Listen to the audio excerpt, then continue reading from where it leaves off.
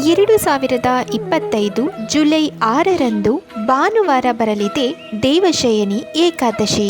ಅಂದಿನ ದಿನ ಭಗವಾನ್ ವಿಷ್ಣುವು ಯೋಗ ನಿದ್ರೆಗೆ ಜಾರುತ್ತಾರೆ.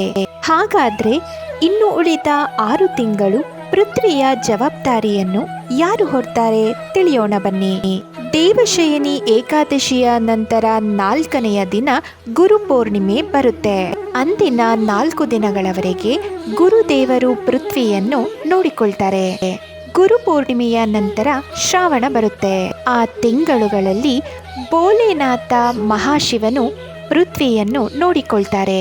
ಶ್ರಾವಣ ಮಾಸದ ನಂತರ ಬರುವ ಭಾದ್ರಪದ ಮಾಸದಲ್ಲಿ 19 ದಿನಗಳವರೆಗೆ ಶ್ರೀಕೃಷ್ಣನು ಪೃಥ್ವಿಯನ್ನು ನೋಡಿಕೊಳ್ತಾರೆ.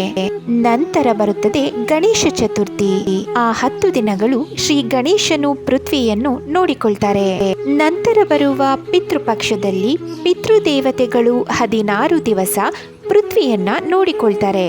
ಪಿತೃಪಕ್ಷದ ನಂತರ ಬರುವ ನವರಾತ್ರಿಯಂದು 10 ದಿನಗಳವರೆಗೆ ಮಾತಾ ದುರ್ಗೆಯು ಪೃಥ್ವಿಯನ್ನ ನೋಡಿಕೊಳ್ತಾರೆ. ನವರಾತ್ರಿಯ ನಂತರ ಬರುವ ದೀಪಾವಳಿಯಂದು 10 ದಿನಗಳವರೆಗೆ ಮಾತಾ ಲಕ್ಷ್ಮಿಯು ಪೃಥ್ವಿಯನ್ನ ನೋಡಿಕೊಳ್ತಾರೆ.